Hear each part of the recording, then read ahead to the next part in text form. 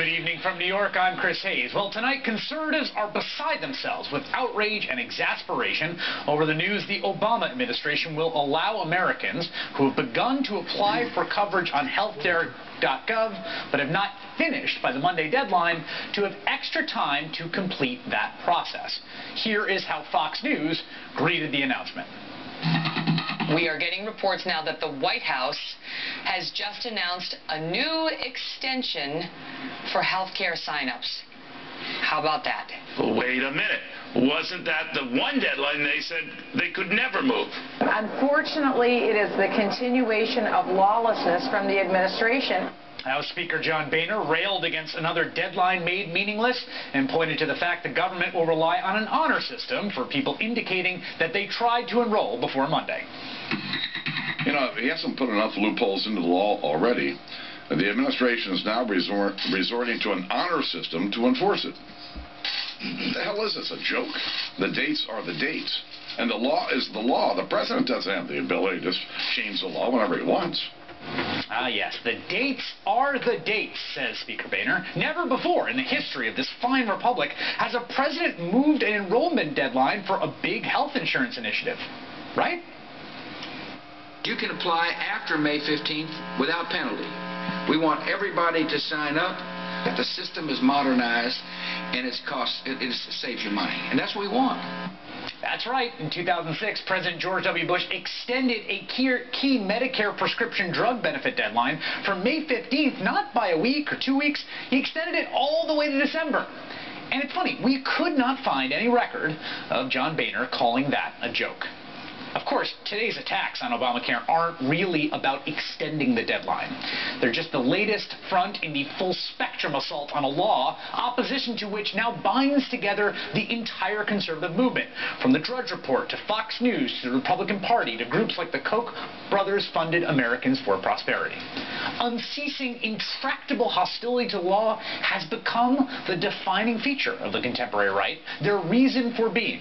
And just look at what happened yesterday. The Supreme Court began considering the Hobby Lobby challenge, the law's employer mandate to provide birth control coverage. And that wasn't even the only Obamacare legal challenge yesterday.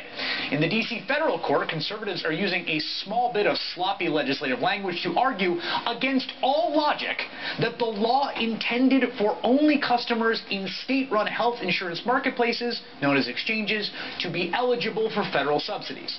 Since most Republican governors won't establish those exchanges in their state, the legal challenge, if successful, would essentially kill the law. And that seems just fine with D.C. Judge A. Raymond Randolph, a George H.W. Bush appointee, who yesterday called the law stupid and cobbled together and described its launch as an unmitigated disaster. Another judge, Carter appointee Harry Edwards, pointed out what is really going on. What you're asking for is to destroy the individual mandate and gut the statute, he said. That's what this is about. Whatever argument you're getting on a particular day about Obamacare, that argument isn't about what the people arguing it say it's about. It never is. Never forget that destroying a law designed to get people health insurance in arguably the most market-friendly way is what this is really all about.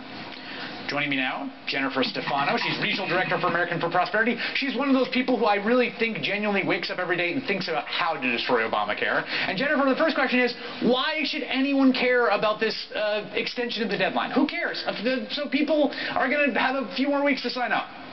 Well, actually, Chris, the thing I wake up about and think about every morning is my children. And I think people should care about the deadline for the same reason that I wake up and millions of women, actually 85 million women across the country wake up and think about their children as well. That's how many mothers we have, because we really are having our choices removed from us as mothers and the health care that we can provide our children. Why? And so the extension of the deadline, why? Because the president lied to us.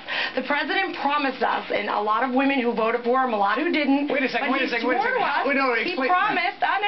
Jennifer, answer this question first, though. I'm going to answer. Why does extending a deadline for 2 weeks take away the choices you have for your children?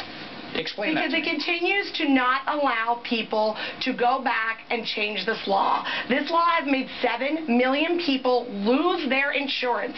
For the people who have actually signed up on the exchange, the McKinsey Institute, which is a consulting group that tracks these things, nonpartisan, has found only 14% of them are actually people without coverage. People without health care right now who don't have health care for their children don't want this law, Chris. It's not helping them. That is true. They're not signing up. And as a mother, I take real offense that women are being forced to have no choices to cover their children. What are you talking about? They don't want this law. First of all, that's why you have to push back the deadline. You can't get people to pay for it. You can't get people to sign up for it. Jennifer, if it what was are you talking about? Do we have the chart? You wouldn't care.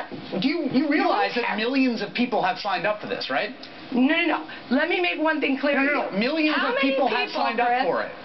What percentage of those people don't have insurance? Only 14%. Right, but what? This is not helping the uninsured. Why will they not sign up for it? Wait a second, Jennifer. Why this will is they key. not No, sign up this is for a key. This is key. This is actually where this is an important point. If what you're saying to me, what I hear from you is you're worried that not enough people signing up for the exchange are actually people who are uninsured. And here's an interesting thing about the way this law works. A huge amount of the heavy lifting it's doing is ensuring the uninsured is in the Medicaid expansion. And yet Tea Party after Tea Party... Not true.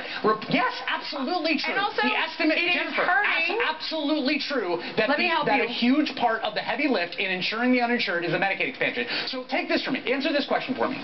Throw out the mandate. Throw out the exchange. Throw out the deadlines you don't like. Forget about all that, okay? Bumping up Medicaid eligibility from 100% of poverty line to 133% of poverty line so that some working poor people can get some health insurance. What is the objection to that? Why does every conservative Republican governor oppose that? Explain that to me. Ooh, number one, not true. Plenty of Republican governors, including Tom Corbett in Pennsylvania, including the Ohio governor, there are Republican governors that have expanded Medicaid. And they are getting killed. Please. Wait a second. Do you like that? Do you? Spare me. Jennifer, spare me that this is a Democrat-Republican thing. No, tell me. So number one, it's not. No, I want to hear what you say. Let me finish your question. Jennifer, I want to hear what you believe. Do you believe in Medicaid expansion? I have a real problem when you talk about raising the poverty level. That's people making $94,000 a year. They're not poor. That is taking resources from the poor. The expansion of Medicaid is a moral issue, not an economic one. That's a math train wreck. It is not right and not fair. Excuse me? It's not the Medicaid expansion. Oh, my brother, yes it is. You need to look at your facts. No. Take 133% of the poverty level. In states like Pennsylvania and others, you get $94,000 a year. Now, I don't know what you consider rich, but that is an awful lot of money. I consider the poor, they do deserve a safety net. They do deserve help. And right now, Medicaid has failed those people. It is a moral issue. Do you know that people on Medicaid are third? Wait a second. But here's the thing. People on Medicaid suffer. This is what's crazy. No. Here's what you're doing. $94,000 a year. Here's what you're doing. Here's what you're doing. And this is precisely what I was saying in the intro. Giving you facts? No.